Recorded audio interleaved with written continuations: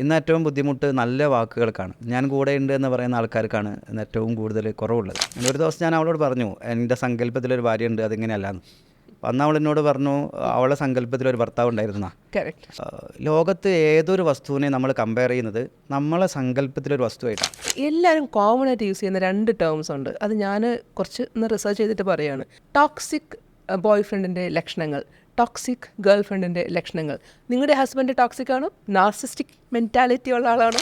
ഞാൻ എപ്പോഴും ചോദിക്കാറുണ്ട്, നിങ്ങളെ ഭാര്യയെ കെട്ടിപ്പിടിച്ച് നെറ്റിയിൽ ഉമ്മ കൊടുത്ത് ചോദിച്ചിട്ടുണ്ടോ, നിന്നെപ്പോലെ ഒരു ഭാര്യയെ കിട്ടിയതാണ് എൻ്റെ ജീവിതത്തിലെ ഭാഗ്യം? അടിസ്ഥാനപരം ഞാൻ സ്വസ്ഥനാണെങ്കിൽ മാത്രമല്ല എങ്കിൽ മറ്റുള്ളവർക്ക് സ്വസ്ഥത കൊടുക്കാൻ പറ്റും. ഇൻ്റർനാഷണലി അക്ലെയിംഡ് ആയിട്ടുള്ള ഇന്ത്യൻസിനെ കുറിച്ച് നമ്മൾ പറയുകയാണെങ്കിൽ ഒരുപാട് പേരുണ്ട്, നമുക്കറിയാം. പക്ഷേ വളരെ അധികം നമ്മളെ ഇമ്പ്രസ് ചെയ്യിക്കുന്ന, വളരെയധികം ജസ്റ്റ് നമ്മൾ ഒരു 5 മിനിറ്റ് സംസാരിക്കുമ്പോൾ തന്നെ നമ്മുടെ ഫുൾ ഓവർ നമുക്ക് ഇങ്ങോട്ട് കടമെടുക്കാൻ തോന്നുന്ന ഇതിലുള്ള പേഴ്സണാലിറ്റീസ് എന്ന് പറയുന്നത് വളരെ ചുരുക്കമാണ്. അപ്പോൾ അത് ഇൻ്റർനാഷണലി അക്ലെയിംഡ് ആണോ നാഷണലി അക്ലെയിംഡ് ആണോ എന്നുള്ളതിനൊന്നും കാര്യമില്ല. ഇവിടെ നമ്മുടെ ഇന്നത്തെ ഗസ്റ്റ് ഹ്യൂമൻ ട്രൈബ്സിലേക്ക് വന്നേക്കുന്നത് ആരാന്ന് വെച്ചാൽ, അദ്ദേഹം ഒരു ഒറേറ്ററാണ്, ഒരു സൈക്കോളജിക്കൽ കൗൺസിലറാണ്, അദ്ദേഹം ഒരു തെറാപ്പിസ്റ്റാണ്. ആൻഡ് എല്ലാത്തിനും ഉപരി ഞാൻ നേരത്തെ പറഞ്ഞ പോലെ ഇൻ്റർനാഷണലി അക്ലെയിംഡ് ആയിട്ടുള്ള ഒരാളാണ്. ഗർഭസംസ്കാരം എന്ന് പറഞ്ഞിട്ട് ഒരു തീസിസ് അദ്ദേഹത്തിന് വളരെയധികം കൈയടി നേടിക്കൊടുത്തൊരു സംഭവമാണ്. അപ്പോൾ എന്തായാലും നമുക്ക് അദ്ദേഹത്തെ പരിചയപ്പെടാം. നമസ്കാരം സാർ, ഷോയിലേക്ക് സ്വാഗതം. സാറിൻ്റെ ഒരു പ്രത്യേകതയായിട്ട് എനിക്ക് തോന്നിയിട്ടുള്ളൊരു കാര്യം എന്ന് വെച്ചാൽ, സാറിന് നമ്മൾ പരിചയപ്പെട്ട് കഴിയുമ്പോൾ ഒരു 2 സെക്കൻഡ് 3 സെക്കൻഡ് കൊണ്ട് തന്നെ സാർ നമ്മളെങ്ങ് എടുക്കുകയാണ്. അപ്പോൾ സാധാരണ നമ്മൾ പല മീഡിയയിലുള്ള ആൾക്കാരെ കുറിച്ചൊക്കെ അങ്ങനെ പറയാറുണ്ട്, ചില പൊളിറ്റീഷ്യൻസിനെ കുറിച്ചൊക്കെ പറയും. പക്ഷേ സാർ അങ്ങനെ പൊളിറ്റീഷ്യനും അല്ല, മീഡിയ അല്ല, ആക്ടറല്ല, ഒന്നുമല്ല. പക്ഷേ സാറിന് പല ഫീൽഡാണ്. ആ പല ഫീൽഡ് ഉണ്ടെങ്കിൽ പോലും നമുക്ക് തോന്നുന്നു സാർ എല്ലാം ടച്ച് ചെയ്ത തികഞ്ഞൊരു മനുഷ്യനാണെന്ന് തോന്നും. എങ്ങനെ തോന്നിപ്പിക്കാൻ പറ്റണം? സത്യത്തിൽ ഞാനൊരു അന്വേഷകനാണ്. കാര്യങ്ങൾ അന്വേഷിക്കുക താല്പര്യമുള്ള ഒരാളാണ്. ഇപ്പോഴും അങ്ങനെ തന്നെ തുടക്കക്കാരെന്നുള്ള നിലയ്ക്ക് എനിക്കിപ്പോഴും തോന്നിയിട്ടുള്ളൂ. ഞാൻ എന്തെങ്കിലും ആയിന്നോ എവിടെ എത്തിയെന്നോ ഒരു അഭിപ്രായമില്ല. ഞാൻ പറയുന്ന കാര്യങ്ങൾ പ്രവർത്തിക്കാറുണ്ട്. പ്രവർത്തിക്കുന്ന മുഴുവൻ പറയാറില്ലെങ്കിലും പറയുന്നതൊക്കെ പ്രവർത്തിക്കാറുണ്ട്. എനിക്ക് വല്ലാതെ ഞാൻ അല്ലാത്ത എന്തോ ആണെന്ന് കാണിക്കാൻ ഞാൻ ഇതിലെ അങ്ങനെ ഒരു ശ്രമം നടത്തിയിട്ടില്ല. ഞാൻ എന്താണോ അത് തന്നെയാണ്. ഹൃദയം കൊണ്ട് സംസാരിക്കാറുണ്ട് പലപ്പോഴും. അതുകൊണ്ടായിരിക്കാം ബുദ്ധിപരമായിട്ടല്ല ആൾക്കാരോട് ഇടപെടാറുള്ളത്. അതുകൊണ്ടായിരിക്കാം ചിലപ്പം കുറച്ചുകൂടി ആൾക്കാർ കൂടുതൽ വരികയും സംസാരിക്കുകയൊക്കെ ചെയ്യുന്നത്. സർ, ഈ കൗൺസിലിംഗ് എന്നൊരു മേഖല, അല്ലെങ്കിൽ നമ്മൾ അടുത്ത കാലത്ത് ഞാൻ ഒരു ഡോക്ടർ ഫ്രണ്ടിൻ്റെ അടുത്ത് നിന്ന് കേട്ടൊരു തമാശയാണ്. വീണ കേരളത്തിലായാലും ഇന്ത്യയിലായാലും നമ്മൾ സൈക്കോളജിസ്റ്റുകളെ തട്ടിയിട്ടും മുട്ടിയിട്ടും നടക്കാൻ പറ്റില്ല. കാരണം ആർക്കും വേണമെങ്കിലും MS സൈക്കോളജി, BA സൈക്കോളജി എടുക്കാം. പക്ഷെ നല്ലൊരു സൈക്കോളജിസ്റ്റിനെ കിട്ടാൻ ഭയങ്കര പാടാണ്. നമ്മൾ വിദേശ കൺട്രീസിനെ നമ്മൾ കമ്പയർ ചെയ്ത് നോക്കുമ്പോൾ, സാറ് കൗൺസിലിംഗ് രംഗത്ത് അതെന്ന് വെച്ച് കഴിഞ്ഞാൽ സാർ ഏറ്റെടുത്ത പ്രശ്നങ്ങൾ, പരിഹരിക്കാത്ത പ്രശ്നങ്ങളില്ലെന്നാണ് എനിക്കറിയാൻ സാധിച്ചിട്ടുള്ളത് പേഴ്സണലി. ആൻഡ് നമ്മൾ ചോദിച്ചെടുത്തോളം എങ്ങനെ ഈ കൗൺസിലിങ്ങിനെ അപ്രോച്ച് ചെയ്യുന്ന രീതി? കൗൺസിലിംഗ് നമ്മൾ ഇന്ന് പേരിട്ട് വിളിക്കുന്നു എന്ന് മാത്രമേ ഉള്ളൂ. പണ്ട് സത്യത്തിൽ നമ്മളൊക്കെ കൗൺസിലേഴ്സാണ്. കൗൺസിലിങ്ങിൻ്റെ ഒരു പ്രത്യേകത, കൗൺസിലിംഗ് ഉപദേശമായി മാറുമ്പോഴാണ് അപകടമാകുന്നത്. ഇന്ന് കൗൺസിലേഴ്സ് എന്ന് പറയുന്ന ആൾക്കാർ പോലും പലപ്പോഴും ഉപദേശിക്കുന്നവരാണ്. ലോകത്ത് അടിസ്ഥാനപരമായിട്ട് ആർക്കും ഉപദേശം ഇഷ്ടമില്ല. നമുക്കൊക്കെ തീരെ ഇഷ്ടമില്ല, നമുക്കാർക്കും ഇഷ്ടമില്ല. നമ്മൾ ഉപദേശിക്കുന്ന ഒരാളോട് നമുക്ക് റേപ്പുണ്ടാവില്ല. നേരെ മറിച്ച് നമ്മളോട് കേൾക്കുന്ന ഒരാൾ, നമ്മളെ എംപവർ ചെയ്യുന്ന ഒരാളോട് നമുക്ക് വലിയ ഇഷ്ടമാണ്. അപ്പോൾ കൗൺസിലിംഗ് എന്ന് പറയുന്നത് എംപവർമെൻ്റാണ്. നമ്മളെ ലോകത്തിലെ എല്ലാ മനുഷ്യൻ്റെ ഉള്ളിലൊരു കൗൺസിലറുണ്ട്, ആൾക്കാരെ കേൾക്കാൻ താല്പര്യമുള്ള ഒരാളുണ്ട്. പക്ഷെ ഇന്നത്തെ വലിയൊരു വില്ലൻ സമയമാണ്. ഇന്ന് ഭക്ഷണത്തിനോ പൈസയ്ക്കോ വസ്ത്രത്തിനൊന്നും ബുദ്ധിമുട്ടില്ലാത്തൊരു കാലമാണ്. എവിടെ ഇറങ്ങിയാലും അതൊക്കെ കിട്ടും. ഇന്ന് ഏറ്റവും ബുദ്ധിമുട്ട് നല്ല വാക്കുകൾക്കാണ്. ഞാൻ കൂടെയുണ്ട് എന്ന് പറയുന്ന ആൾക്കാർക്കാണ് ഇന്ന് ഏറ്റവും കൂടുതൽ കുറവുള്ളത്. വിശ്വസിക്കാൻ പറ്റുന്ന കാതുകളില്ല. ഞാനൊരാളോട് പറഞ്ഞാൽ അയാളിത് നാളെ മറ്റാരോടെങ്കിലും പറയുമോ എന്നൊക്കെ ഭയമുള്ളതുകൊണ്ട് നമുക്ക് ആരോടും പറയാൻ പറ്റുന്നില്ല. സത്യത്തിൽ സമൂഹ മധ്യത്തിൽ ഒറ്റപ്പെടുന്ന മനുഷ്യന്മാരാണ് ലോകത്തുള്ളത്. ചുറ്റിലും ആൾക്കാരുണ്ട്, പക്ഷെ ആരുമില്ല. എനിക്ക് ഹൃദയം തുറന്ന് പറയാൻ, വിശ്വസിച്ച് പറയാൻ പറ്റുന്ന, എൻ്റെ എല്ലാ കാര്യങ്ങളും തുറന്ന് പറയാൻ പറ്റുന്ന ഒരാളെ ഞാൻ കാണുന്നില്ല. അങ്ങനെ ഒരാളെ കാണുമ്പം എനിക്ക് കിട്ടുന്നത് വലിയൊരു ലോകമാണ്, ഒരാശ്വാസമാണ്. അങ്ങനെയുള്ളവർ ഇന്ന് വളരെ കുറവാണ്. ഒന്നാമത് ആൾക്കാർക്ക് ബിസിയാണ്. പല ആൾക്കാർക്കും പണ്ടത്തെ മാതിരി നമുക്ക് കലുങ്കിൻ്റെ മുകളിൽ ഇരുന്ന് വർത്തമാനം പറയാൻ, നടന്നു പോകുമ്പോൾ വർത്തമാനം പറയാൻ അതിനാർക്കും സമയമില്ല. പിന്നെ രണ്ടാമത്തേത്, നമ്മളിപ്പോൾ കുറച്ചൊന്ന് സമയം കിട്ടുമ്പം നമ്മൾ കൂടുതലും ഇന്ന് ഇൻ്റർനെറ്റും ഒക്കെ നമ്മൾ ഗ്ലോബലി കണക്റ്റഡ് ആണ്. എപ്പോഴും ലോകത്തോട് എന്നെ കേൾക്കാനും സാധ്യതകൾ ഒരുപാട് കൂടി. അതുകൊണ്ടായിരിക്കാം നല്ല കാതുകൾ കുറവാണ്. അതുകൊണ്ടായിരിക്കാം കൗൺസിലേഴ്സ് ലോകത്ത് ആവശ്യമുണ്ട് ഒരുപാട്. ഞാൻ ഒറ്റപ്പെട്ടു എന്ന് തോന്നുമ്പോഴാണ് ഒരു മനുഷ്യൻ ആത്മഹത്യയെക്കുറിച്ച് ആലോചിക്കുന്നത്. ഞാൻ ഒറ്റപ്പെട്ടു എന്ന് തോന്നാത്തിടത്തോളം കാലം ഒരാൾ ആത്മഹത്യയില്ല. ഇന്ന് സമൂഹ മധ്യത്തിൽ ഒറ്റപ്പെടുന്ന വലിയൊരു ഒരുപാട് ആൾക്കാർ ലോകത്തുണ്ട്. അപ്പോൾ അവരെ കേൾക്കാൻ ഒന്ന് വെറുതെ ചേർത്ത് പിടിക്കാൻ കൂടെ ഉണ്ടെന്ന് പറയുക, ഒന്ന് ചേർത്ത് പിടിച്ചാൽ മതി, അവർ രക്ഷപ്പെട്ടു പോകും. ആ ഒരു പ്രാവശ്യം രക്ഷപ്പെട്ടാൽ പിന്നെ ഒരു ലോകത്ത് എവിടെ എത്തുന്ന ആൾക്കാരായിരിക്കാം. കാരണം അടിസ്ഥാനപരമായിട്ട് എല്ലാ മനുഷ്യൻ്റെ ഉള്ളിലും ഒരു സൂയിസൈഡൽ ടെൻഡൻസി ഉണ്ട്. ആ ടെൻഡൻസിൽ അല്ലെങ്കിൽ ഒരു ആത്മഹത്യ പ്രവണത ലോകത്തെല്ലാ മനുഷ്യൻ്റെ ഉള്ളിലുണ്ട്. അതിൽ വിജയിക്കുന്ന ആൾക്കാരാണ് മരിക്കുന്നത്, അതിൽ വിജയിക്കാത്ത ആൾക്കാർ ഇപ്പോഴും ജീവിച്ചിരിക്കുന്നുണ്ട്. അത്രയേ ഉള്ളൂ. അപ്പോൾ അതിൽ ഒരു സപ്പോർട്ട് കൊടുക്കുക, ഒന്ന് കൂടെ ഉണ്ട് എന്ന് പറയുക. അങ്ങനെയാണെങ്കിൽ തീർച്ചയായിട്ടും ആ ഒരു നമ്മുടെ ഉള്ളിലെ പ്രവണതനെ പൂർണ്ണമായിട്ടും നമുക്ക് ഇല്ലാതാക്കാൻ പറ്റും. ഓക്കെ. പക്ഷേ എന്നാലും അത് ഞാൻ വീണ്ടും കുറച്ചുകൂടെ സ്ട്രെസ് ചെയ്ത് വേറെ രീതി ചോദിക്കാൻ ആഗ്രഹിക്കുന്നു. സോ എൻ്റെ കേസ് സ്റ്റഡീസിൽ ഒരു കേസ് സ്റ്റഡി ഞാൻ വായിച്ചതിൽ ഒരു ഹസ്ബൻഡ് വൈഫിൻ്റെ ഒരു കേസ് സ്റ്റഡിയാണ്. വളരെയധികം സ്പർശിച്ച ഒരു സ്റ്റോറിയല്ല, റിയൽ ഇൻസിഡൻ്റ് ആണ്. അപ്പോൾ അതിൽ ഈ വൈഫ് എന്ന് പറയുന്ന ആൾ വേറെ ആളുടെ കൂടെ പോയതിന് ശേഷം സാറിൻ്റെ അടുത്ത് വരുവാണ്. ഹസ്ബൻഡും ഉണ്ട്, അവരിപ്പം നല്ല സന്തോഷത്തിൽ ജീവിക്കുന്നുമുണ്ട്. സർ, ഇന്നത്തെ സമൂഹത്തിൽ ജസ്റ്റ് അപ്പുറത്ത് നോക്കിയാൽ തന്നെ ഒരു വെറുതെ ഇരുന്നിട്ട് സംശയരോഗം വരുന്നൊരു സിറ്റുവേഷൻ ഉള്ളതാണ്. പക്ഷേ അത് ഡീല് ചെയ്യുന്ന ഒരു രീതിയുണ്ട്. അപ്പോൾ സാർ ഈ സൈക്കോളജി പഠിക്കുമ്പോഴോ അല്ലെങ്കിൽ ഈ ഒരു മേഖലയിലേക്ക് കടന്നു വരുമ്പോഴോ എന്ത് മനസ്സോടുകൂടിയാണത് ചെയ്തത്? ബിക്കോസ് അതും ഒരു ഇമ്പോർട്ടൻറ്റ് കാര്യമാണല്ലോ. കാരണം ഇങ്ങനത്തെ ഒരു കേസ് ഇത്ര മനോഹരമായി ഡീൽ ചെയ്യണമെങ്കിൽ അതിന് ഒരു ബേസ് ഉണ്ടാവണം. ആ ബേസ് ഉണ്ടാക്കിയെടുക്കാൻ സാറിന് എങ്ങനെ സാധിച്ചു? അല്ല, അതിലെ ബേസ് ഞാൻ എൻ്റെ ജീവിതത്തിൽ നിന്നാണ് പഠിച്ചത്. ഞാൻ പിന്നെ ഏതോ ആൽഫ്രഡ് ഡിസൂസ എന്ന് പറയുന്ന ഒരു അമേരിക്കൻ യൂണിവേഴ്സിറ്റിയിലെ ഒരു പ്രൊഫസറുടെ നല്ല സൈക്കോളജി പഠിച്ചത്. ഓക്കെ. ഞാൻ എൻ്റെ ലൈഫിൽ ഞാനും എൻ്റെ ഭാര്യയും കൂടിയുള്ള സംസാരിക്കുന്നതിലുള്ള കാര്യങ്ങൾ, ഞാനും മക്കളുമായിട്ടുള്ള ഇടപെടൽ, അതിൽ നിന്നാണ് ഞാൻ കാര്യങ്ങൾ പഠിച്ചത്. എൻ്റെ ജീവിതത്തിലുണ്ടായ കാര്യങ്ങൾ മാത്രമേ ലോകത്ത് എല്ലാവരുടെ ജീവിതത്തിലും ഉണ്ടാവുന്നുള്ളൂ. ഓക്കെ. അപ്പോൾ എനിക്ക് കുറച്ചുകൂടെ അവർ പറയുമ്പോൾ മനസ്സിലാവും. അപ്പോൾ അടിസ്ഥാനപരമായിട്ട് നമ്മളൊക്കെ, ഞാൻ എപ്പോഴും പറയാറുണ്ട്, എനിക്ക് 2 ഭാര്യയുണ്ട് എന്നാണ് പറയുക. എൻ്റെ ശരിക്കുള്ള ഭാര്യയും എൻ്റെ സങ്കല്പത്തിലെ ഭാര്യയും. ഞാൻ ദിവസവും രാവിലെ എഴുന്നേറ്റാൽ വൈകുന്നേരം ആവുന്നതിനിടയ്ക്ക് ഒരു 1000 പ്രാവശ്യമെങ്കിലും എൻ്റെ ശരിക്കുള്ള ഭാര്യനെ സങ്കല്പത്തിലെ ഭാര്യയോട് കമ്പയർ ചെയ്യും. എൻ്റെ സങ്കല്പത്തിലെ ഭാര്യയെ ഞാൻ ഉണ്ടാക്കിയതാണ്, എൻ്റെ സങ്കല്പത്തിലുള്ളതാണ്. രാവിലെ ഞാൻ എഴുന്നേൽക്കുന്നതിൻ്റെ ഒരു മണിക്കൂർ മുമ്പ് എഴുന്നേറ്റ് കേരള സാരി ഉടുത്ത് എനിക്കൊരു ചായ കൊണ്ടിട്ട് ആര്യപുത്ര എന്ന് എന്നെ വിളിച്ചോണത്തി എനിക്ക് ചായ തരുന്ന ഭാര്യയാണ് എൻ്റെ സങ്കല്പം. പക്ഷേ ഞാൻ കല്യാണം കഴിച്ചൊരു ശരിക്കുള്ള ഭാര്യ വന്നപ്പം അങ്ങനെയല്ല, ഞാൻ വിചാരിച്ച മാതിരിയല്ല. അപ്പോൾ ഞാൻ എൻ്റെ സങ്കല്പത്തിലെ ഭാര്യനെയാണ് പ്രതീക്ഷിക്കുന്നത്. അങ്ങനെ ഒരു ദിവസം ഞാൻ അവളോട് പറഞ്ഞു, എൻ്റെ സങ്കല്പത്തിലൊരു ഭാര്യയുണ്ട്, അതിങ്ങനെയല്ലാന്ന്. അന്ന് അവൾ എന്നോട് പറഞ്ഞു, അവളെ സങ്കല്പത്തിലൊരു ഭർത്താവ് ഉണ്ടായിരുന്ന. ആ ഒരു വാക്കാണ് സത്യത്തിൽ ഞാൻ ചിന്തിച്ചത്. അങ്ങനെ ലോകത്ത് എല്ലാവർക്കും സങ്കല്പങ്ങൾ ഉണ്ടാവുമല്ലോ. അപ്പോൾ എൻ്റെ സങ്കല്പത്തിലെ ഭാര്യനെയും ശരിക്കുള്ള ഭാര്യയോട് കമ്പയർ ചെയ്യാൻ തുടങ്ങും. ഇത് ഭാര്യൻ്റെ കേസിലല്ല, എൻ്റെ ശരിക്കുള്ള മകനെയും സങ്കല്പത്തിലെ മകനോട് കമ്പയർ ചെയ്യും. ലോകത്ത് ഏതൊരു വസ്തുവിനെ നമ്മൾ കമ്പയർ ചെയ്യുന്നത് നമ്മളെ സങ്കല്പത്തിലൊരു വസ്തുവായിട്ടാണ്. ആ സങ്കല്പത്തിലെ വസ്തുവിൻ്റെ മുകളിൽ നിൽക്കുമ്പോഴാണ് നമ്മൾ ഹാപ്പി ആവുന്നത്. ആ സങ്കല്പത്തിൻ്റെ താഴെ എന്ത് കണ്ടാലും നമ്മൾ ഹാപ്പി അല്ല. സൈക്കോളജിയിൽ ഉപയോഗിക്കുന്ന വാക്ക് കമ്പാരിറ്റീവ് സൈക്കോളജിക്കൽ അസസ്മെൻ്റ് എന്നാണ്. അപ്പോൾ ഒരു ചായ തന്നു വിചാരിക്കുമെങ്കിൽ, അപ്പോൾ ആ ചായ ഞാൻ കുടിച്ചു. അപ്പോൾ ചായ നന്നായി എന്ന് ഞാൻ പറഞ്ഞാൽ അതിൻ്റെ അർത്ഥം ഞാനിന്ന് വൈകുന്നേരം ഇതിനേക്കാൾ വൃത്തികെട്ട ചായ വേറെ കുടിച്ചിട്ടുണ്ടെന്നാണ്. അപ്പോൾ ഈ ചായ പോരാ എന്ന് ഞാൻ പറയുകയാണ് അതിൻ്റെ അർത്ഥം ഞാൻ ഇതിനേക്കാൾ നല്ല ചായ കുടിച്ചിട്ടാണ് വരുന്നതാണ്. എൻ്റെ ഓർമ്മയിലുള്ള ചായയുമായി കമ്പയർ ചെയ്യുമ്പോഴാണ് ഇത് നല്ലതോ ചീത്തയാവുന്നത്. അതല്ലാതെ അതിനെ അതായി സ്വീകരിക്കുകയാണെങ്കിൽ ലോകത്തെല്ലോ മനോഹരമാണ്, എല്ലാവരും നല്ലതാണ്. അപ്പം എൻ്റെ ഭാര്യയെ ഞാൻ എൻ്റെ മനസ്സിൽ ഇതിൽ ഒന്നുകിൽ ഞാൻ എൻ്റെ ശരിക്കുള്ള ഭാര്യയെ കൊല്ലണം, അല്ലെങ്കിൽ സങ്കല്പത്തിലെ ഭാര്യയെ കൊല്ലണം. ഇതിലേത് ഭാര്യയെ കൊല്ലാനായിരിക്കും ഏറ്റവും എളുപ്പം? വെറുതെ വിചാരിക്കാം, സങ്കല്പത്തിലെ ഒരിക്കലും പറ്റില്ല. മനുഷ്യനൊരിക്കലും സങ്കല്പത്തിലുള്ള വസ്തുവിനെ ഇല്ലാതാക്കാൻ സാധിക്കില്ല. അതുകൊണ്ടാണ് മനുഷ്യന് കോംപ്രമൈസ് ചെയ്യേണ്ടി വരുന്നത്. അപ്പോൾ ഇതിന് ഞാൻ ചെയ്യേണ്ടത്, സത്യത്തിൽ എൻ്റെ സങ്കല്പത്തിലെ ഭാര്യയുടെ 10% എൻ്റെ ഭാര്യ വന്നിട്ടുണ്ടെങ്കിൽ ഈ ലോകത്തിൽ ഏറ്റവും ഭാഗ്യവാൻ ഞാനാണ്. കാരണം അത് കിട്ടിയല്ലോ. ആ 10% ഞാൻ കെയർ ചെയ്യുകയും ശ്രദ്ധിക്കുകയും പഠിക്കുകയും ചെയ്താൽ 4-5 വർഷം കൊണ്ട് എൻ്റെ സങ്കല്പത്തിലെ ഭാര്യയും ശരിക്കുള്ള ഭാര്യ ഒന്നാവും. ഒരു പക്ഷേ ഞാൻ ആദ്യം അവളുടെ സങ്കല്പത്തിലെ ഭർത്താവ് ആവേണ്ടി വരും. അത് നമ്മൾ ആലോചിക്കാറില്ല. അപ്പം അങ്ങനെ ഓരോ ആൾക്കാരുടെ ഇടയിൽ ചെയ്യുമ്പോൾ ഓരോന്നിനെ കാണുമ്പോഴും അതിനെ അതായി സ്വീകരിക്കുകയാണെങ്കിൽ, മറ്റൊന്നായിട്ട് കമ്പയർ ചെയ്യാതെ അതിനെ അതായിട്ട് സ്വീകരിക്കുകയാണെങ്കിൽ ഈ ലോകം വളരെ മനോഹരമാണ് അല്ലോ. ഈ കാര്യമാണ് ഞാൻ പലപ്പോഴും എൻ്റെ അടുത്തേക്ക് വരുന്നവരോട് പറയാറുള്ളത്. ഇപ്പോൾ ഒരു ഭാര്യേൻ്റെ വില മനസ്സിലാവാൻ ഭാര്യ മരിക്കുന്നവരെ കാത്തിക്കുണ്ടല്ലോ. പലപ്പോഴും നമ്മൾ അച്ഛൻ്റെ അമ്മേൻ്റെയൊക്കെ വില മനസ്സിലാക്കുക അവർ മരിച്ച് കിടക്കുമ്പോഴാണ് എനിക്ക് കുറച്ചും കൂടി നന്നായി ഇവരെ നോക്കായിരുന്നു എന്ന് തോന്നുക. ഞാൻ മരിക്കുന്നതിന് 10 ദിവസം മുന്നേ തോന്നിയിരുന്നെങ്കിൽ ചിലപ്പോൾ കുറച്ചുകൂടി നമുക്ക് കുറ്റബോധം ഉണ്ടാവില്ല. എന്തുകൊണ്ടാണെന്ന് ബലിയിടുന്ന സ്ഥലങ്ങളിൽ ആൾക്കാരുടെ എണ്ണം വർദ്ധിക്കുന്നതെന്ന് വെച്ചാൽ അവർക്ക് ചെയ്യാൻ പറ്റാതെ പോയ അല്ലെങ്കിൽ ചെയ്യാൻ സാധിക്കാതെ പോയ കാര്യങ്ങളെ കോംപ്രമൈസ് ചെയ്യാനാണ്.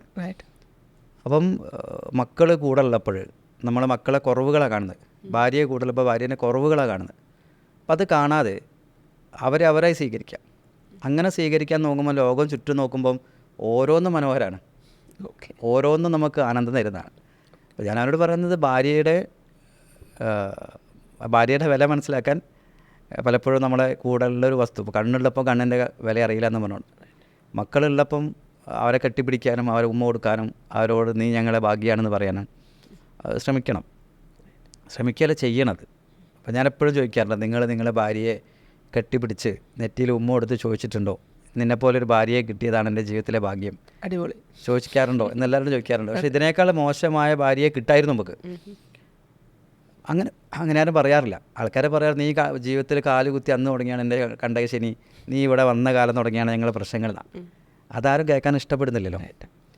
അപ്പം അങ്ങനെ ഒരിക്കലെങ്കിലും ഭാര്യയെ ഇവിടെ പറഞ്ഞിട്ടുണ്ടോ? അല്ലെങ്കിൽ ഭർത്താവിനെ ചേർത്ത് പിടിച്ച് പറഞ്ഞിട്ടുണ്ടോ നിങ്ങളെപ്പോലെ ഭർത്താവിനെ കിട്ടിയതാണ് എൻ്റെ ഭാഗ്യം? നിങ്ങളെപ്പോഴെങ്കിലും മക്കളെ കെട്ടിപ്പിടിച്ച് പറയാറുണ്ടോ നിങ്ങളെപ്പോലെ 2 മക്കളെ കിട്ടിയാണ് എൻ്റെ ഭാഗ്യമെന്ന്? നമ്മൾ അടുത്ത വീട്ടിലെ കുട്ടിയായിട്ട് കമ്പയർ ചെയ്തിട്ട് എൻ്റെ മോൻ പോരാ എന്നാണ് ചിന്തിക്കുന്നത്. അങ്ങനെയല്ല, നമ്മളെ മോൻ യുണീക്കാണ്. അവനെ കെട്ടിപ്പിടിച്ച് നെറ്റിയിൽ ഉമ്മ കൊടുത്ത് അങ്ങനെ പറയുകയാണെങ്കിൽ അച്ഛനെയും അമ്മേനെയും കെട്ടിപ്പിടിച്ച് നിങ്ങളെപ്പോലെ അച്ഛനെയും അമ്മേനെയും കിട്ടിയതാണ് എൻ്റെ ജീവിതത്തിലെ ഭാഗ്യമെന്ന് പറയാൻ കാണിച്ചിരുന്നെങ്കിൽ അങ്ങനെ 6 പേര് താമസിക്കുന്ന സ്ഥലം ഒരു വീടാവും. അല്ലെങ്കിൽ അതൊരു ബിൽഡിങ്ങിൻ്റെ അടിയിൽ 6 പേര് താമസിക്കുന്നത് മാത്രമേ ഉള്ളൂ. അപ്പോൾ ഇത് ഇങ്ങനെ എൻ്റെ ജീവിതത്തിൽ ഞാൻ മനസ്സിലാക്കിയ കാര്യങ്ങൾ പങ്കുവെക്കാറ്. ഞാൻ കൗൺസിലിംഗ് ചെയ്യുന്നൊന്നും എനിക്ക് ഇപ്പോഴും തോന്നിയിട്ടില്ല. ഞാൻ വെറുതെ അവർ പറയുന്നത് മുഴുവൻ കേൾക്കും. എനിക്ക് അതിൽ എൻ്റെ കാഴ്ചപ്പാടുകൾ അവരായിട്ട് പങ്കുവയ്ക്കും. നമുക്ക് കിട്ടിയ ജീവിതത്തിനെ എത്ര മനോഹരാക്കാം, അതിൻ്റെ ഒരു ഭാഗ്യത്തെക്കുറിച്ച് ചിന്തിക്കുക, അതിനെ നമ്മൾ അപ്രിഷ്യേറ്റ് ചെയ്യുക. കിട്ടിയ ഓരോ നല്ല കാര്യങ്ങളും. കാരണം നമ്മൾ ജനിക്കുന്ന സമയത്ത് ഒരു ഗ്യാരണ്ടിയും ഇല്ലായിരുന്നു നമുക്ക് നമ്മളെ ജീവിതം എങ്ങനെയാവുന്നു അങ്ങനെയാവുന്നൊന്നും. ഈ ലോകത്ത് എത്രയോ ആൾക്കാർ കഷ്ടപ്പെടുമ്പം ബുദ്ധിമുട്ടുമ്പം ഞാൻ വളരെ ഹാപ്പിയാണ്. ഈ ലോകത്ത് സത്യം പറഞ്ഞാൽ ഹാപ്പി ആയിരിക്കാനാണ് ഒരു പ്രയത്നം ആവശ്യമില്ലാത്തത്. പ്രയത്നം ആവശ്യമുള്ളത് ദുഃഖിച്ചിരിക്കാനും പ്രശ്നങ്ങൾ ഉണ്ടാക്കാനാണ്. എന്നിട്ട് മനുഷ്യൻ കഷ്ടപ്പെട്ട് പ്രയത്നിച്ച് ദുഃഖിച്ച് വീട്ടിലിരിക്കുകയെന്ന് ഒരു അറിവല്ല വേണ്ടത്, മനുഷ്യന് തിരിച്ചറിവാണ് വേണ്ടത്. അപ്പോൾ ആ തിരിച്ചറിവ് ഹൃദയത്തിൽ നിന്ന് പറയുമ്പോൾ ആൾക്കാർക്ക് മനസ്സിലാവും. നമ്മൾ ബുദ്ധിയുടെ തലത്തിൽ നിന്ന് പറയുമ്പോഴാണ് ആൾക്കാർക്ക് മനസ്സിലാവാത്തത്. സാർ പറഞ്ഞാൽ വളരെ കറക്റ്റാണ്. കാരണം നമ്മൾ ദേഷ്യപ്പെടാൻ കൂടുതൽ മസിൽസ് ആവശ്യമുണ്ട്, ചിരിക്കാൻ അധികം മസിൽസ് ആവശ്യമില്ല എന്ന് ഓൾറെഡി സയൻസ് പ്രൂവ് ചെയ്തിട്ടുള്ളതാണ്. സാർ, ഇന്ന് നമ്മൾ സോഷ്യൽ മീഡിയ വളരെ ആക്റ്റീവാണ്. ഈ ആക്റ്റീവാണ് ഇരിക്കുന്നത് എല്ലാം ഇങ്ങനെ മുട്ടുക്ക് കുറേ സൈക്കോളജിസ്റ്റുകൾ പൊട്ടിമുളയ്ക്കുന്നുണ്ട്. അതായത് ഇൻസ്റ്റഗ്രാം തുറന്നാലും ഒരു 10 സൈക്കോളജിസ്റ്റിനെ കാണാൻ പറ്റും, യൂട്യൂബ് എടുത്താലും ഒരു 10 സൈക്കോളജിസ്റ്റിനെ നമുക്ക് മിനിമം ഒരു സെക്കൻഡിൽ കാണാൻ പറ്റും. എല്ലാവരും കോമൺ ആയിട്ട് യൂസ് ചെയ്യുന്ന 2 ടേംസ് ഉണ്ട്. അത് ഞാൻ കുറച്ച് റിസർച്ച് ചെയ്തിട്ട് പറയുകയാണ്. മാനിപ്പുലേറ്റർ പിന്നെ ടോക്സിക്. ഈ 2 ടേംസ് സാർ ശ്രദ്ധിച്ചിട്ടുണ്ടോ എന്നറിയില്ല. ടോക്സിക് ബോയ് ഫ്രണ്ടിൻ്റെ ലക്ഷണങ്ങൾ, ടോക്സിക് ഗേൾ ഫ്രണ്ടിൻ്റെ ലക്ഷണങ്ങൾ. നിങ്ങളുടെ ഹസ്ബൻഡ് ടോക്സിക് ആണോ, നാർസിസ്റ്റിക് മെൻറ്റാലിറ്റി ഉള്ള ആളാണോ, പിന്നെന്താണ്, ഇങ്ങനത്തെ ലക്ഷണങ്ങളുണ്ടെങ്കിൽ അവരെല്ലാവരും മാനിപ്പുലേറ്റേഴ്സ് ആയിരിക്കും. സാർ, ഇതിൽ എന്താണ് നമ്മൾ വിശ്വസിക്കേണ്ടത്? എന്താണ് ഈ മാനിപ്പുലേഷൻ കൊണ്ട് ഉദ്ദേശിക്കുന്നത്? ശരിക്കും എന്താണ് ഈ ടോക്സിസിറ്റി കൊണ്ട് ഉദ്ദേശിക്കുന്നത്? അല്ല, മനുഷ്യനെ സംബന്ധിച്ച് എല്ലാവരുടെ ഉള്ളിലും ഒരു സംശയരോഗ്യമോ അല്ലെങ്കിൽ ഒരു നെഗറ്റീവിനെ അന്വേഷിക്കുന്ന അല്ലെങ്കിൽ പ്രശ്നങ്ങൾ അന്വേഷിക്കുന്ന ഒരു അന്വേഷകനുണ്ട്. അപ്പോൾ അവരെ അട്രാക്റ്റ് ചെയ്യാൻ ആണ്. ഇപ്പോൾ വ്യൂവേഴ്സ് കൂടുന്നതുകൊണ്ടാണല്ലോ, എന്തുകൊണ്ടാണ് ഒരാൾക്കാർ ഒരു വീഡിയോ ഉണ്ടാക്കിയിട്ട് അതിൻ്റെ ടൈറ്റിൽ എടുക്കാൻ വേണ്ടി ശ്രദ്ധിക്കുന്നത്? ഏറ്റവും കൂടുതൽ ആൾക്കാർ സെർച്ച് ചെയ്യുന്ന വാക്കുകളാണ്. അപ്പോൾ സമാജം അങ്ങനെ ചിന്തിക്കുന്നതുകൊണ്ട് ആൾക്കാർ അങ്ങനത്തെ വാക്കുകൾ ഉപയോഗിക്കും. എല്ലാവരുടെയും ഉദ്ദേശം ഈ ലോകത്തെ നന്നാക്കുക എന്നുള്ളതല്ലല്ലോ സൈക്കോളജിസ്റ്റിൻ്റെ ഉദ്ദേശം. അയാൾക്ക് വ്യൂവേഴ്സിനെ കൂട്ടുക, അയാളുടെ വാച്ചിങ് അവേഴ്സ് കൂട്ടുക എന്നുള്ളതല്ലേ. അതിപ്പോൾ എല്ലാവരുടെയും ഉദ്ദേശം അത് തന്നെയാണ്. ലോകത്തിപ്പം എനിക്ക് ഇതുകൊണ്ട് എന്താണ്, ഞാനിതിനെ ഉപകാരപ്രദമാവുന്ന രീതിയിൽ എങ്ങനെ ചിന്തിക്കാം. ഒരു പക്ഷെ അങ്ങനെ കൊണ്ടുവന്നതിന് ശേഷം അവരോട് നല്ല കാര്യങ്ങൾ പറയാനായിരിക്കാം.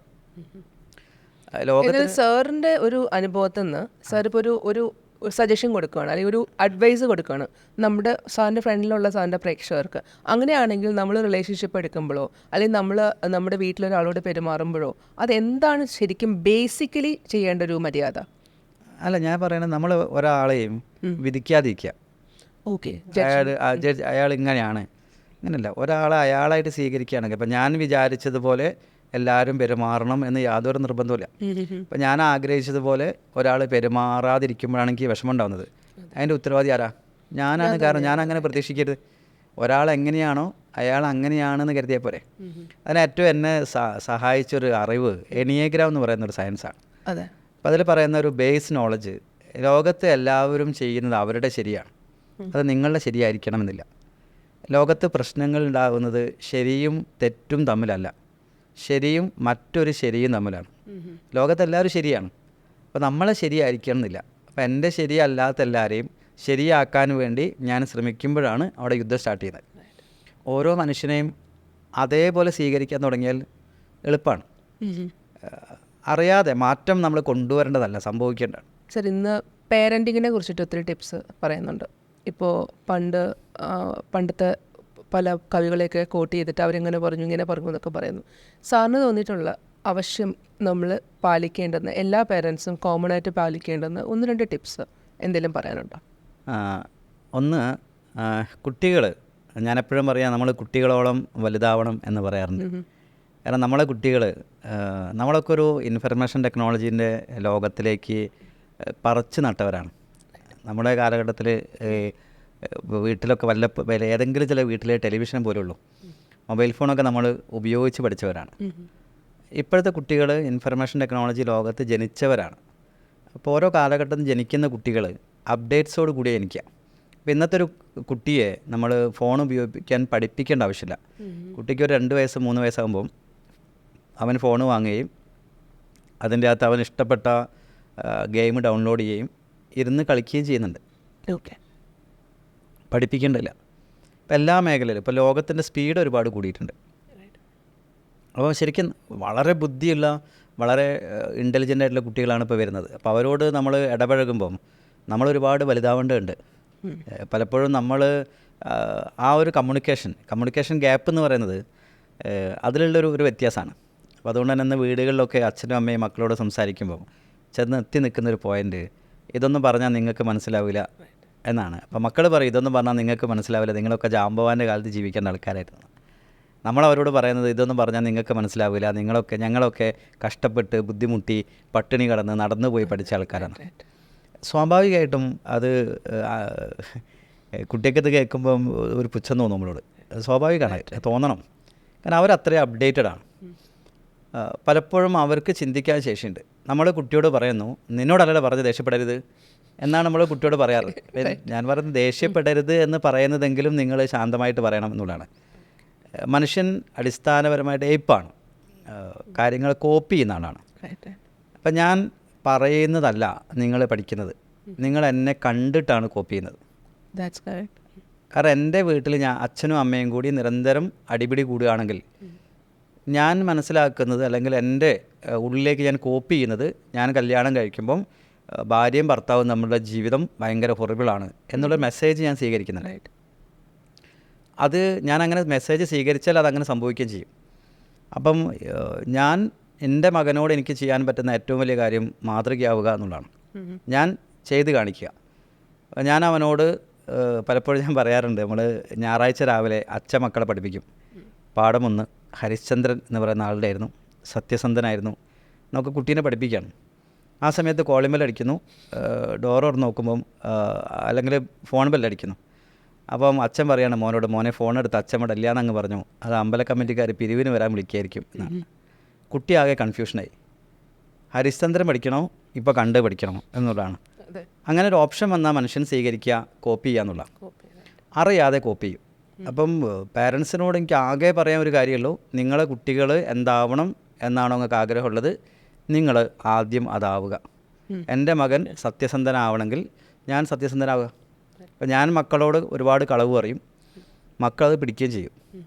എന്നിട്ട് അവരോട് നമ്മൾ പറയും സത്യസന്ധരാവണം എന്നുള്ളത്. അപ്പോൾ അത് ഒരു ഡബിൾ ബൈൻഡിങ് കമ്മ്യൂണിക്കേഷനാണ്. അപ്പം ഞാൻ സത്യത്തിൽ അവരോട് പറയേണ്ട ആവശ്യമില്ല, നിങ്ങൾ സത്യം പറയണമെന്ന് ഞാൻ എൻ്റെ മോനോട് പറയേണ്ട ആവശ്യമില്ല. ഞാൻ സത്യം പറയുന്നത് അവന് കണ്ടാൽ മതി. കുട്ടികൾ എത്ര പെട്ടെന്നാണ് നമ്മളെ കോപ്പി ചെയ്യുക എന്നുള്ളത് നമുക്ക് ചിന്തിക്കാൻ പറ്റില്ല. അത്ര വേഗത്തിൽ മൈന്യൂട്ടായ കാര്യങ്ങൾ പോലും കുട്ടികൾ നമ്മൾ ഒബ്സർവ് ചെയ്യും. ഞാൻ ഈ വണ്ടി ഡ്രൈവ് ചെയ്യുമ്പം പലപ്പോഴും ഈ ഇടത്ത് ഭാഗത്തൂടെയൊക്കെ ബൈക്കാരൊക്കെ ക്രോസ് ചെയ്യുമ്പം ഞാൻ ചീത്ത വിളിക്കായിരുന്നു അവരെ പിതൃപിതാമഹ പ്രപിതാമഹന്മാരെയൊക്കെ ഓർമ്മിപ്പിക്കുന്നൊരു സ്വഭാവം എനിക്കുണ്ടായിരുന്നു. അങ്ങനെ ഞാനൊരിക്കലും ഇതുപോലെ കാർ ഓടിച്ച് പോകുമ്പോൾ അന്ന് മൂത്ത മോന് കുഞ്ഞുണ്ണി അവന് 2 വയസ്സായിട്ട് അവൻ അച്ഛ അമ്മയെന്നൊക്കെ വിളിച്ച് തുടങ്ങിയിട്ടേ ഉള്ളൂ. ആ സമയത്ത് ഒരു ജംഗ്ഷനിൽ സിഗ്നൽ കിട്ടി. ഞാൻ കാർ നിർത്തിയപ്പോൾ ഇടത്ത് ഭാഗത്തുകൂടി ഓപ്പോസിറ്റായിട്ട് വണ്ടി കയറിപ്പോയി. ആ സമയത്ത് അച്ഛ അമ്മയെന്ന് വിളിക്കാൻ തുടങ്ങുന്നതിന് മുമ്പേ അവൻ നാട്ടുകാരെ തന്തയ്ക്ക് വിളിക്കാൻ തുടങ്ങി. അന്നാണ് ഞാൻ മനസ്സിലാക്കിയത്, ഞാൻ കാർ ഓടിക്കുമ്പം എൻ്റെ ഇപ്പുറത്തെ സീറ്റിൽ എൻ്റെ ഭാര്യേൻ്റെ മടിയിലിരുന്ന് ഇവൻ 100% ഒരു വീഡിയോ എങ്ങനെയാണോ ഒരാൾ കോപ്പി ചെയ്യുന്നത് അതേപോലെ കോപ്പി ചെയ്തിട്ട് അവനത് എക്സിക്യൂട്ട് ചെയ്യുന്നുണ്ട്. അവനെ സംബന്ധിച്ച് ഇങ്ങനെയാണ് ഞാൻ ചെയ്യേണ്ടത് എന്നാണ്. അപ്പോൾ ഞാൻ അന്ന് നിർത്തിയതാണ് ആൾക്കാരെ ചീത്ത വിളിക്കേണ്ട പരിപാടി. പിന്നെ ഇന്ന് വരെ ഞാൻ വണ്ടി ഓടിക്കുമ്പം ഞാൻ ക്ഷമയാണ്. കാരണം എന്താ വെച്ചാൽ ഇത് മോൻ കോപ്പി ചെയ്യുന്നുണ്ട്. അപ്പം എൻ്റെ പ്രവൃത്തികൾ ചുറ്റുപാടുള്ളവർ കോപ്പി ചെയ്യുന്നുണ്ട്, അല്ല എൻ്റെ മക്കൾ കോപ്പി ചെയ്യുന്നുണ്ട് എന്നുള്ള ബോധം ഉണ്ടായാൽ ഈവൻ വീട്ടിൽ തന്നെ നോക്കൂ, നമ്മളെ ഒരു ഭാര്യയും ഭർത്താവും തമ്മിലൊരു ബഹളം ഉണ്ടാകുമ്പോൾ ആ കുട്ടി അസ്വസ്ഥനാവുകയാണ്, അല്ലെങ്കിൽ അച്ഛനും അമ്മയും അസ്വസ്ഥരാവുക. ഈ അസ്വസ്ഥരായ 3 പേര് നാളെ കുട്ടി സ്കൂളിലേക്ക് പോകും, അച്ഛനും അമ്മയും ജോലി സ്ഥലത്തേക്ക് പോകും. ഇവരവിടെ ഡെലിവറി ചെയ്യുന്ന അവരെ അസ്വസ്ഥതയാണ്. അവിടെ വരുന്ന ആൾക്കാർ മുഴുവൻ അവരത് വീണ്ടും കൈമാറ്റം ചെയ്യും. എനിക്കുണ്ടാവുക, എൻ്റെ വീട്ടിലുണ്ടാവുന്ന അസ്വസ്ഥത ഈ ലോകത്തിൻ്റെ മുഴുവൻ അസ്വസ്ഥതയായി മാറുക. അങ്ങനെയാണെങ്കിൽ എൻ്റെ വീട്ടിൽ ശാന്തിയും സമാധാനവും ആണെങ്കിൽ ഈ ലോകത്തിൽ മുഴുവൻ ശാന്തി സമാധാനം കൊണ്ടുവരാൻ എനിക്ക് സാധിക്കും. അപ്പം ഞാൻ എൻ്റെ വീടിനെ ഏറ്റവും മനോഹരമായ ഒരു സ്ഥലമാക്കി മാറ്റിയാൽ മതി, ഈ ലോകം നന്നായിക്കോളും. ലോകം നന്നാക്കാൻ ഞാൻ പോണ്ട. അപ്പോൾ അതിൽ നമ്മൾ സത്യസന്ധരായിരിക്കുക. കുറച്ചുകൂടി നമ്മളെ പ്രവൃത്തികൾ, ഞാനൊരു മോന് 5 വയസ്സുള്ളപ്പോൾ, 5ാമത്തെ പിറന്നാളിൽ ഞാൻ അവനെയും കൂട്ടിയിട്ട് അവന് പിറന്നാളിൻ്റെ ഗിഫ്റ്റ് കോഴിക്കോട് ബീച്ചിൽ സർക്കസ് നടക്കുന്നുണ്ട്. അപ്പോൾ സർക്കസ് കാണാൻ പോയി. അപ്പം ആദ്യമായിട്ട് അവിടെ സർക്കസ് കാണാൻ ഭയങ്കര എക്സൈറ്റ്മെൻറ്റിലാണ്. അങ്ങനെ ഞങ്ങൾ അവിടെ എത്തി കൗണ്ടറിലെത്തുമ്പോൾ ഞാൻ കാണുന്നൊരു കാഴ്ച, ഒരച്ഛൻ ഒരു കുട്ടീനെ പഠിപ്പിക്കുകയാണ്. അതായത് അവിടെ 5 വയസ്സിന് താഴെ മുകളിൽ പ്രായമുള്ള കുട്ടിക്ക് ടിക്കറ്റ് എടുക്കണം. അപ്പോൾ ഒരു കുട്ടിയുണ്ട്, അവൻ 5 വയസ്സിൽ കഴിഞ്ഞിട്ടെന്ന് അറിയാം. അപ്പോൾ ഇയാൾ കുട്ടിക്ക് ടിക്കറ്റ് എടുക്കില്ല, കാരണം 5 വയസ്സിന് താഴെയാണെന്ന് പറയും. ഇത് സ്ഥിരം പരിപാടി ആയതുകൊണ്ട് ഈ സർക്കസ് കമ്പനിക്കാർക്കും ഇതറിയാം. അപ്പോൾ അതുകൊണ്ട് ടിക്കറ്റ് എടുക്കുമ്പോൾ ഓരോന്നും ചോദിക്കില്ല. ടിക്കറ്റ് മുറിക്കുന്ന സ്ഥലത്ത് ഇരിക്കുന്ന ആൾ കുട്ടീനോട് ചോദിക്കും, മോൻ എത്രാം ക്ലാസ്സിലാണ് പഠിക്കണമെന്ന്. കാരണം എല്ലാവർക്കും ബുദ്ധിയുണ്ടല്ലോ. അപ്പോൾ കുട്ടി പറയും ഞാൻ 2ാം ക്ലാസ്സിലാണ് എന്ന് പറയുമ്പോൾ അപ്പം ഈ കുട്ടിക്ക് ടിക്കറ്റ് എടുക്കണം എന്ന് പറയും. അപ്പോൾ നമ്മൾ അതിനേക്കാൾ കൂടുതൽ അപ്ഡേറ്റ് ചെയ്യല്ലോ. അപ്പോൾ ഇയാൾ കുട്ടീനെ പഠിപ്പിക്കുകയാണ്. ആ ടിക്കറ്റ് മുറിക്കുന്ന സ്ഥലത്തുള്ള മാമൻ മോനോട് ചോദിക്കും എത്രാം ക്ലാസ്സിലാണ് മോൻ. അപ്പം മോൻ അംഗനവാടി എന്ന് മാത്രം പറഞ്ഞാൽ മതി എന്ന് കുട്ടീനെ പഠിപ്പിക്കുക. ഓക്കെ. അങ്ങനെ ആ പരിപാടിയിൽ അവർ വിജയിച്ചു. ആ ടിക്കറ്റ് ഇത് ഞാനും എൻ്റെ മോനും ഭാര്യയും കാണുകയാണ്. അയാൾ ടിക്കറ്റ് എടുത്തു, അയാൾക്കും ഭാര്യയ്ക്കും ടിക്കറ്റ് എടുത്തു, മോന് ടിക്കറ്റ് എടുത്തില്ല. അവിടെ ചോദിക്കുമ്പോൾ കറക്റ്റ് അയാൾ ചോദിച്ചു മോൻ എത്രാം ക്ലാസ്സിലാണെന്ന് ചോദിച്ചു. അംഗനവാടി എന്ന് പറഞ്ഞു. വളരെ വിജയി ഭാവത്തോടു കൂടി അവർ 3 പേരും സീറ്റിലിരുന്നു. അപ്പോൾ ഞാനും എൻ്റെ ഭാര്യയും മോനും കൂടി കൗണ്ടറിൻ്റെ അടുത്ത് പോയപ്പം എത്ര ടിക്കറ്റ് ചോദിച്ചാൽ 3 ടിക്കറ്റ് എന്ന് പറഞ്ഞു. അങ്ങനെ ഞാനും എൻ്റെ ഭാര്യയ്ക്കും അന്ന് 5 വയസ്സ് പൂർത്തിയായ മോനും ടിക്കറ്റ് എടുത്തു. ഞങ്ങളും അവിടെ കയറിയിരുന്നു. ഇവിടെ എൻ്റെ മോനും ആ മോനും തമ്മിൽ ഇനി വരാൻ പോകുന്നൊരു വ്യത്യാസം, ആ കുട്ടിക്ക് ഫീൽ ചെയ്യുന്നത് ടിക്കറ്റിനാകെ 50 രൂപയുള്ളൂ. 50 രൂപ പോലും എനിക്ക് വിലയില്ല. അത് എനിക്ക് വേണ്ടി ചിലവാക്കാൻ 50 രൂപ അച്ഛൻ്റെ കയ്യിലില്ല. 50 രൂപയ്ക്ക് വേണ്ടി കളവ് പറയണം. റൈറ്റ്. 50 രൂപയ്ക്ക് വേണ്ടി നമ്മൾ കളവ് പറയണം. എന്നെ ഇതുപോലെ പ്രോഗ്രാമിന് കൊണ്ടുപോകാൻ അച്ഛൻ്റെ അമ്മേൻ്റെ കയ്യിൽ ചിലവാക്കാൻ പൈസ ഇല്ല. റൈറ്റ്. അവൻ്റെ ഉള്ളിൽ ഭയങ്കര ഇൻഫീരിയോറിറ്റി കോംപ്ലക്സ് ഉണ്ടാവും. അപ്പോൾ ആ സർക്കസ് കാണാൻ ഇരിക്കുമ്പം എൻ്റെ മോൻ നെഞ്ച് വിരിച്ച് ഇരിക്കും. കാരണം എന്താണെന്ന് വെച്ചാൽ അവൻ വലിയ ആളുടെ ടിക്കറ്റ് എടുത്ത് അതിനിരിക്കാം. അവനോട് ചോദിച്ചു അച്ഛാ എനിക്കിത് 5 വയസ്സായിട്ടില്ല. മോനൊന്ന് 5 വയസ്സ് പൂർത്തിയായി, ടിക്കറ്റ് എടുക്കണം, മോൻ ഞങ്ങളെപ്പോലെ ഒരാളായി എന്ന് പറയുമ്പം ഈ ഒരു പ്രവൃത്തി കൂടി ഈ കുട്ടികളുടെ ലൈഫിലുണ്ടാവുന്ന അവർ ജീവിതത്തെ നോക്കിക്കാണുന്ന രീതിയിൽ വലിയ വ്യത്യാസം ഉണ്ടാവും.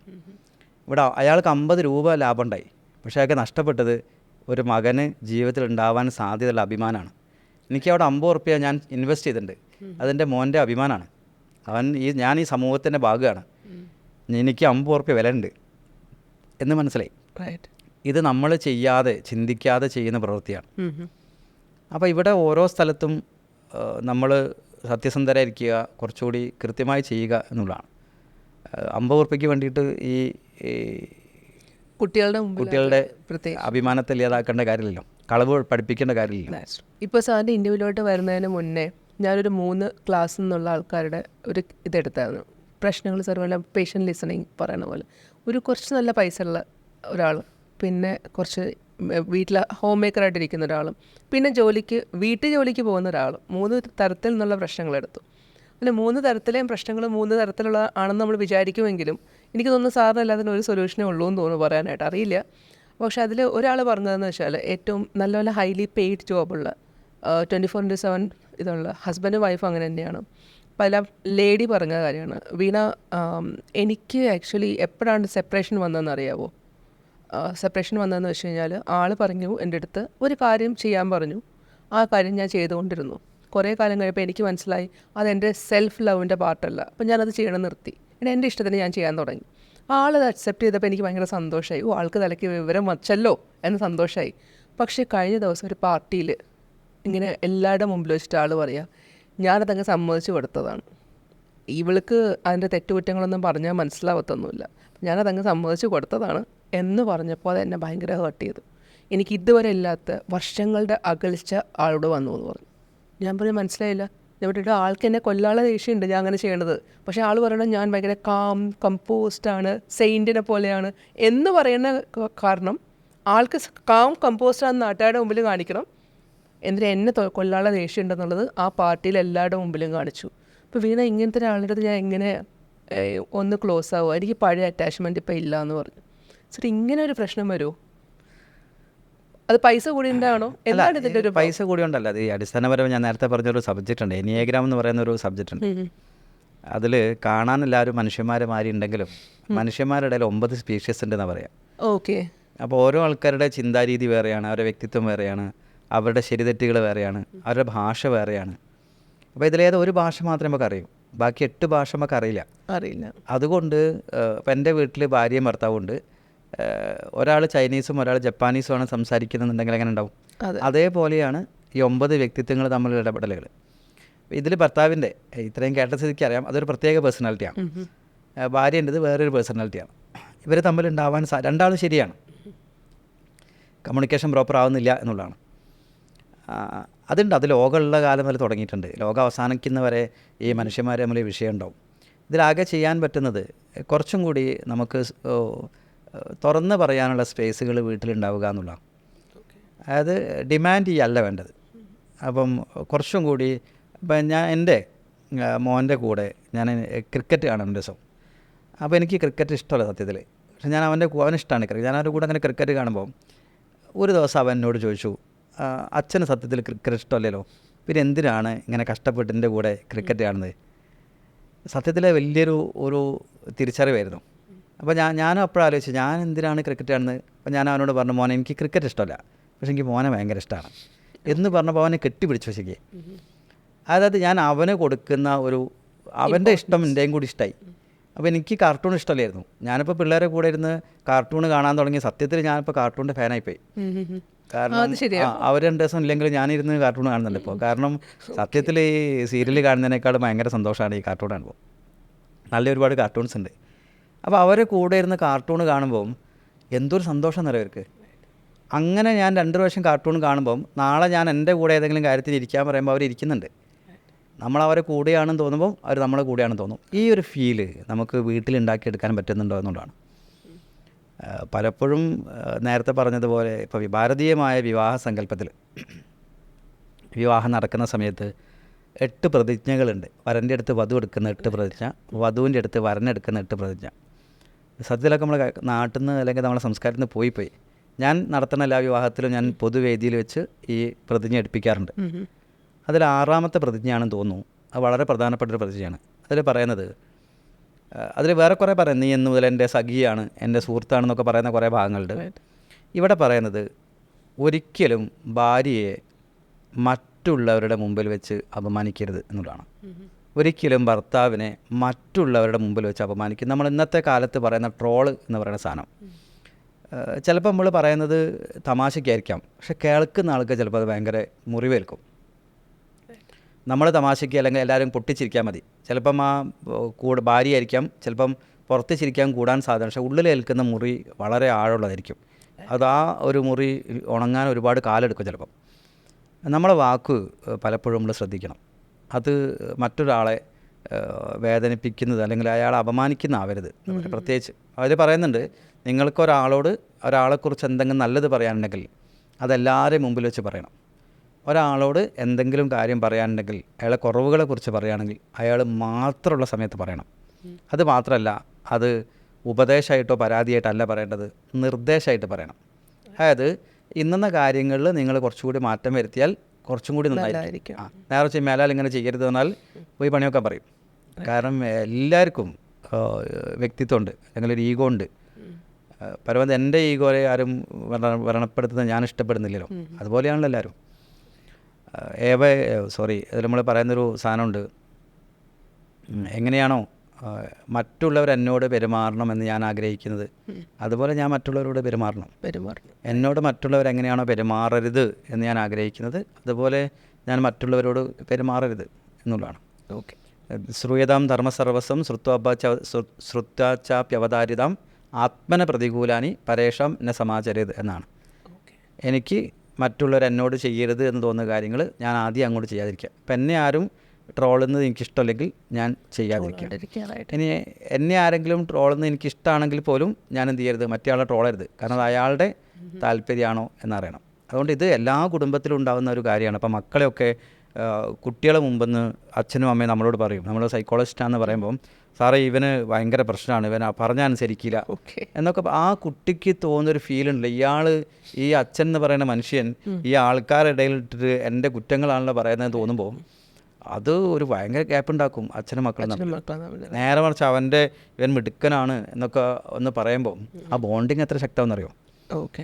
അപ്പോൾ ഇത് അടിസ്ഥാനപരമായിട്ട് എല്ലാവരും മനസ്സിലാക്കേണ്ട ഒരു കാര്യമാണ്. ഇതിൽ സാമ്പത്തികവും ജാതി മതം ഒന്നും വിഷയമല്ല. മനുഷ്യൻ എന്നുള്ള നിലയ്ക്ക് നമ്മൾ ശ്രദ്ധിക്കേണ്ട ഒരു കാര്യമാണ് മറ്റുള്ളവരെ റെസ്പെക്റ്റ് ചെയ്യുക.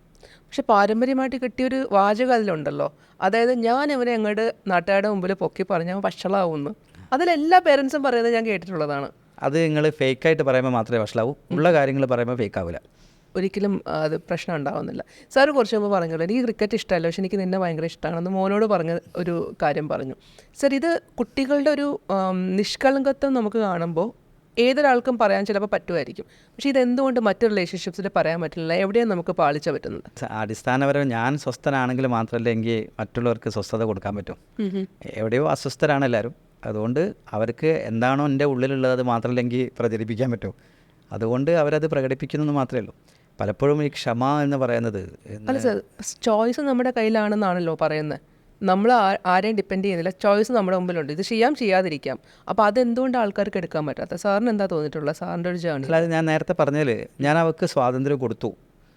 ഈ സ്വാതന്ത്ര്യം എന്ന് പറയുന്നത് കൊടുക്കേണ്ട ഒരു സാധനമല്ല. ഒരിക്കലും ഭാര്യയ്ക്ക് ഭർത്താവ് സ്വാതന്ത്ര്യം കൊടുക്കുകയല്ല വേണ്ടത്. കാരണം ഇയാളാരാ കൊടുക്കാൻ? സ്വാതന്ത്ര്യം നമുക്ക് ഉള്ളൊരു സാധനമാണ്. നമ്മളൊരാൾക്ക് വേണ്ടി എവറി പേഴ്സൺ ഈസ് ഇൻഡിവിജ്വൽ. ഓരോ പേഴ്സണും ഹാസ് ദെയർ ഓൺ അവരെ ഡിഗ്നിറ്റി ഉണ്ട്. അപ്പോൾ ഓരോരുത്തരും അവരുടെ ജീവിതമുണ്ട്, അവരുടെ താല്പര്യങ്ങളുണ്ട്. അപ്പോൾ അതിനെ നമ്മൾ റെസ്പെക്റ്റ് ചെയ്യണം. ഭാരതത്തിൽ പ്രത്യേകിച്ച്, കാരണം ഭാരതത്തിൽ ഇപ്പം വിവാഹ സംസ്കാരത്തിൽ തന്നെ പറയുമ്പോൾ സ്ത്രീക്ക് കൊടുത്തിരുന്നെന്ന് പറഞ്ഞുകൂടാ, സ്ത്രീക്ക് സമൂഹത്തിൽ വളരെ ഉയർന്നൊരു പദവിയുണ്ട്. കാരണം നമുക്കറിയാം, നമ്മൾ അമ്മ എന്നാണ് ഇതിൽ ഭഗവതിനെയും അമ്മേനെയും വിളിക്കുന്ന ഒരേ വാക്കുകൊണ്ടാണ്. നമുക്കതേ ഒരു സാധനമാണ്. അപ്പം എല്ലാ സ്ത്രീകളെ സംബന്ധിച്ചും ആ ഒരു റെസ്പെക്റ്റ് അത് അടുത്ത തലമുറയ്ക്ക് നമ്മൾ കൊടുക്കേണ്ട ഒരു മെസ്സേജാണ്, റെസ്പെക്റ്റ് ചെയ്യാന്നുള്ളത്. അപ്പം ഭർത്താവ് ഭാര്യയ്ക്ക് കൊടുക്കേണ്ട സാധനമല്ല സ്വാതന്ത്ര്യം, അതവിടെ ഉണ്ട്. അത് നമ്മൾ തമ്മിൽ സംസാരിച്ച് എത്തിച്ചേരേണ്ട ഒരു അഡ്ജസ്റ്റ്മെൻ്റ് എന്ന് ഒരിക്കലും പറയാൻ പാടില്ല, ഒരു അണ്ടർസ്റ്റാൻഡിങ് ആണ്. അപ്പോൾ എനിക്കിഷ്ടമുള്ള ഒരാൾക്ക് വേണ്ടി ഞാൻ എന്തു ചെയ്യും, എനിക്കിഷ്ടമില്ലാത്ത ഒരാൾക്ക് വേണ്ടി ഞാൻ ഒന്നിനും കോംപ്രമൈസ് ചെയ്യാൻ തയ്യാറാവില്ല. എന്തിനാണ് ഞാൻ കോംപ്രമൈസ് ചെയ്യുന്നത്? അപ്പം അതുപോലെ ഞാൻ മോന് വേണ്ടി കാർട്ടൂൺ കാണുന്നത് അല്ലെങ്കിൽ അവനോടുള്ള ഇഷ്ടം കൊണ്ടാണ്. എൻ്റെ വിഷയം കാർട്ടൂണല്ല, അവനാണ്. അപ്പോൾ എനിക്കൊരാളോട് ഇഷ്ടമുണ്ടെങ്കിൽ, അയാൾക്ക് എൻ്റെ അടുത്ത് ഇഷ്ടം ഫീൽ ചെയ്യുന്നുണ്ടെങ്കിൽ ഓട്ടോമാറ്റിക്കലി അയാൾ എനിക്ക് ഇഷ്ടമുള്ള കാര്യങ്ങളേ ചെയ്യൂ, അല്ലാതെ ഒന്നും ചെയ്യില്ല. അത് നമ്മളെ ക്വാളിറ്റിയാണ്. അപ്പോൾ ഓരോ മനുഷ്യനും ആ ക്വാളിറ്റി ഉണ്ടാക്കിയെടുത്താൽ മതി. അവിടെ ബാക്കി എല്ലാവരും കംഫർട്ടാണ്. ഓക്കെ സർ, എന്തായാലും സർ മോർ ദാൻ എനഫാണ് എന്ന് തോന്നുന്നു. നമുക്ക് കൊടുക്കാവുന്ന വളരെ ചെറിയ നട്ട്ഷെൽസിൽ സാറ് അത് പറഞ്ഞു തന്നു.